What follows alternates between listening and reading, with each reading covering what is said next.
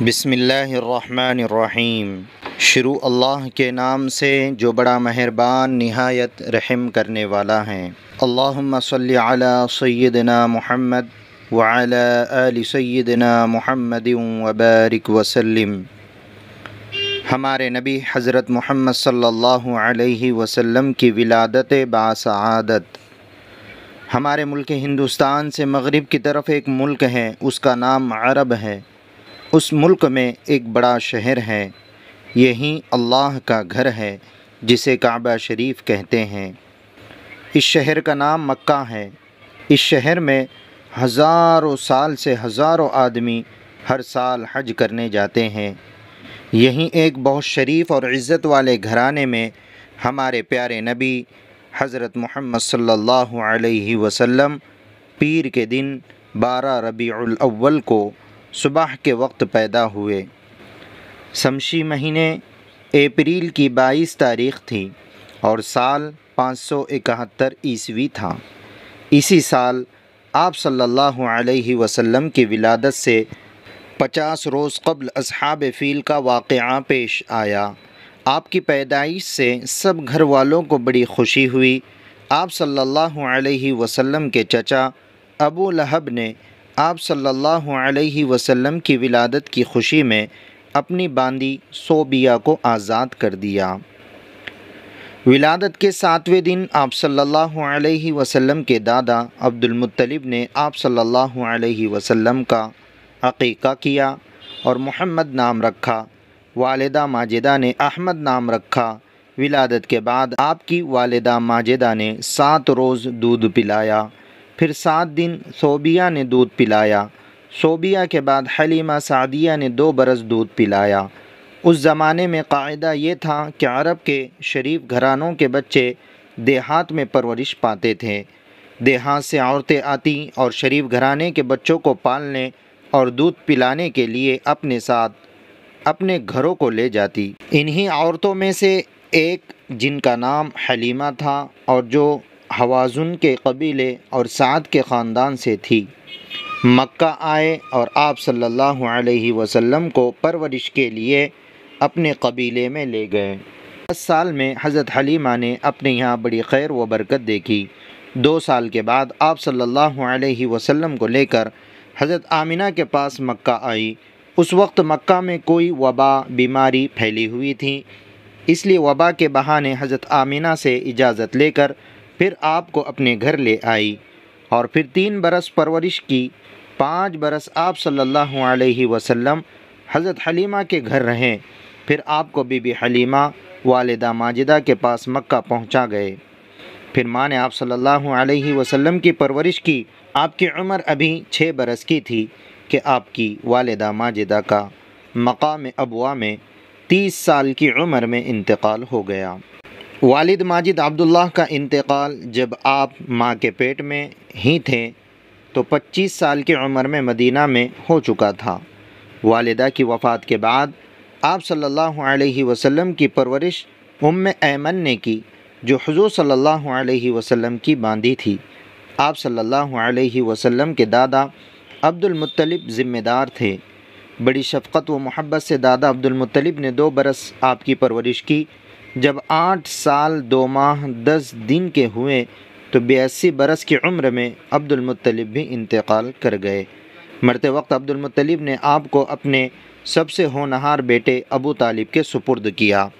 ابو طالب نے آپ کو اپنی اولاد سے زیادہ عزیز رکھا اور ہر طرح سے آپ کی تربیت کی، ہمیشہ ساتھ رکھتے، مرتے دم تک تربیت و کفالت پرورش کا پورا حق ادا کیا۔ آپ کا خاندانی سلسلہ تمام دنیا سے زیادہ شریف اور پاک ہے۔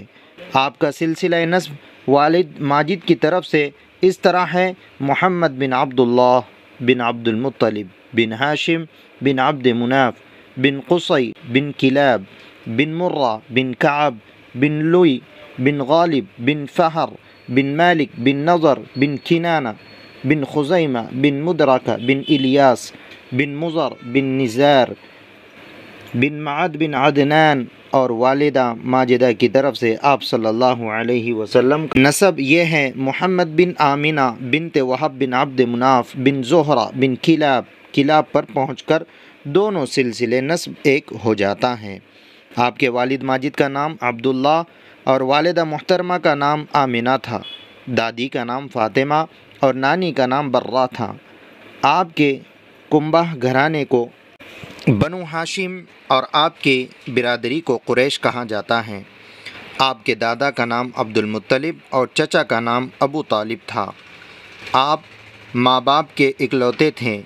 آپ کے 9 یا 12 چچا اور 6 پھوپھیاں تھیں۔ آپ بہت ذہین، سمجھدار، نیک طبیعت، صابر اور خوددار تھے۔ آپ کے اندر سنجیدگی، متانت، بردباری پائی جاتی تھی۔ سچائی، امانت داری، ادب، تعظیم، تہذیب آپ کی طبیعت میں داخل تھی۔ کھیل کود کی طرف بالکل توجہ نہ تھی۔ شرم و حیا کی یہ حالت تھی کہ کبھی آپ کا سطر نہیں کھل سکتا تھا۔ کھانا کھاتے وقت بچے شور و شغب کیا کرتے تھے، مگر آپ خاموشی سے بیٹھے رہتے۔ جب آپ کے چچا ابو طالب بلاتے اس وقت آپ دسترخوان پر تشریف لا کر کھانا کھاتے۔ جیسا کھانا ہوتا اس پر کبھی ناک نہ چڑھاتے۔ جب سے حضور صلی اللہ علیہ وسلم سمجھدار ہوئے، اسی وقت سے بازو سے کما کر زندگی بسر کرنے کا شوق تھا۔ کسی دوسرے پر اپنا بوجھ ڈالنا ہرگز گوارا نہ ہوتا تھا۔ آپ نے ملک شام کا 2 مرتبہ سفر کیا۔ پہلا سفر 12 برس کی عمر میں، جبکہ آپ کے چچا ابو طالب بالغرض تجارت ملک شام جا رہے تھے، اور دوسرا سفر بالغرض تجارت 25 سال کی عمر میں کیا، جبکہ بی بی خدیجہ رضی اللہ عنہا نے اپنے تجارتی قافلے کا مینیجر بنا کر بھیجا تھا۔ دونوں سفروں میں عیسائی راہبوں سے ملاقات ہوئی اور دونوں نے آپ کے اندر نبوت کی علامتیں پا کر آپ کو نبوت کی بشارت دی۔ قریش میں خدیجہ نام کی ایک دولت مند بیوی تھی۔ ان کے پہلے شوہر مر گئے تھے اور اب وہ بیوہ تھیں۔ وہ اپنا سامان دوسروں کو دے کر ادھر ادھر بھیجا کرتی تھیں۔ انہوں نے ہمارے نبی حضرت محمد صلی اللہ علیہ وسلم کی ایمانداری اور سچائی کی تعریف سنی تو آپ کو بلوا کر کہا کہ آپ میرا سامان لے کر تجارت کیجئے، میں جتنا نفع دوسروں کو دیتی ہوں اس سے زیادہ آپ کو دوں گی۔ آپ صلی اللہ علیہ وسلم راضی ہو گئے اور ان کا سامان لے کر ملک شام گئے۔ بی بی خدیجہ رضی اللہ عنہا نے اپنے غلام میسرہ کو بھی آپ کے ساتھ کر دیا۔ اس تجارت میں خاصا نفع ہوا۔ واپس آئے تو بی بی خدیجہ آپ کے کام سے بہت خوش ہوئی۔ سفر سے واپس آئے 3 مہینے گزرے تھے کہ بی بی خدیجہ نے آپ کے پاس نکاح کا پیغام بھیجا۔ اس وقت آپ کی عمر 25 برس اور بی بی خدیجہ کی 40 برس تھی۔ پھر بھی آپ نے خوشی سے اس پیغام کو قبول کر لیا، اور چند روز کے بعد نہایت سادگی اور بے تکلفی کے ساتھ یہ تقریب انجام پا گئی۔ آپ کے چچا ابو طالب اور حمزہ اور خاندان کے دوسرے بڑے دلہن کے مکان پر گئے۔ ابو طالب نے نکاح کا خطبہ پڑھا اور 500 درہم مہر قرار پایا۔ 25 برس حضور صلی اللہ علیہ وسلم کے نکاح میں رہیں۔ سب سے پہلے ایمان لائی۔ 65 برس کی عمر میں شوال 10 نبوی میں فوت ہو کر مقام حجون میں مدفون ہوئی۔ جب تک زندہ رہیں آپ نے کوئی دوسری شادی نہیں کی۔ حضور صلی اللہ علیہ وسلم کی تمام اولاد حضرت خدیجہ سے ہیں۔ علاوہ ایک صاحبزادہ کی تفصیل یہ ہیں، پہلے لڑکے حضرت قاسم، انہی کے نام پر حضور صلی اللہ علیہ وسلم کی کنیت ابو القاسم ہیں۔ دوسرے حضرت عبداللہ، لقب طیب و طاہر ہیں۔ تیسرے حضرت ابراہیم، ماریہ قبطیہ کے بطن سے جمادی الاولیٰ 9 ہجری میں پیدا ہوئے۔ سبھی صاحبزادے 1.5 سال میں گزر گئے اور 4 صاحبزادیاں پیدا ہوئیں، حضرت زینب رضی اللہ عنہا، حضرت رقیہ رضی اللہ عنہا، حضرت کلثوم رضی اللہ عنہا، حضرت فاطمہ رضی اللہ عنہا۔ حضور صلی اللہ علیہ وسلم کی نسل انہی سے چلی۔ ازواج مطہرات، حضور صلی اللہ علیہ وسلم کی کل ازواج 11 تھیں، جن کے اسماء گرامی یہ ہیں: نمبر 1 حضرت خدیجہ رضی اللہ عنہا، نمبر 2 حضرت سودا رضی اللہ عنہا، نمبر 3 حضرت عائشہ رضی اللہ عنہا، نمبر 4 حضرت حفصہ رضی اللہ عنہا، نمبر 5 حضرت زینب بنت خزیمہ رضی اللہ عنہا۔ نمبر 6 حضرت سلمہ۔ نمبر 7 حضرت زینب بن جحش۔ نمبر 8 حضرت جویریہ۔ نمبر 9 حضرت حبیبہ۔ نمبر 10 حضرت صفیہ۔ نمبر 11 حضرت میمونہ۔ ان میں صرف حضرت عائشہ رضی اللہ عنہا کنواری تھیں اور باقی سب بیوہ تھیں۔ نبوت سے پہلے حضور صلی اللہ علیہ وسلم کے اخلاق اور تعلقات۔ حضور صلی اللہ علیہ وسلم کی ساری زندگی بہترین اخلاق کا خزانہ تھی۔ سچائی، دیانتداری، رحم، سخاوت، وفاداری، وعدہ کی پابندی، بزرگوں کی عظمت، چھوٹوں پر شفقت، رشتہ داروں سے محبت، دوستوں کی ہمدردی، اعزہ یعنی رشتہ دار کی غمخواری، مخلوق خدا کی خیرخواہی، غرض تمام اچھی باتوں میں حضور کو وہ مرتبہ عطا کیا گیا تھا کہ ناممکن ہے کوئی اس کی گرد کو بھی پہنچ سکے۔ بہترین اخلاق ہی کا اثر تھا کہ لوگ ادب کے باعث نام نہیں لیتے تھے۔ صادق اور امین حضور صلی اللہ علیہ وسلم کا لقب مقرر کر رکھا تھا۔ کم بولنا، بے فائدہ بات سے نفرت کرنا، خندہ پیشانی اور ہنسی خوشی لوگوں سے ملنا، سادگی اور صفائی سے بات کرنا حضور صلی اللہ علیہ وسلم کا خاص شیوا یعنی طور طریقہ تھا۔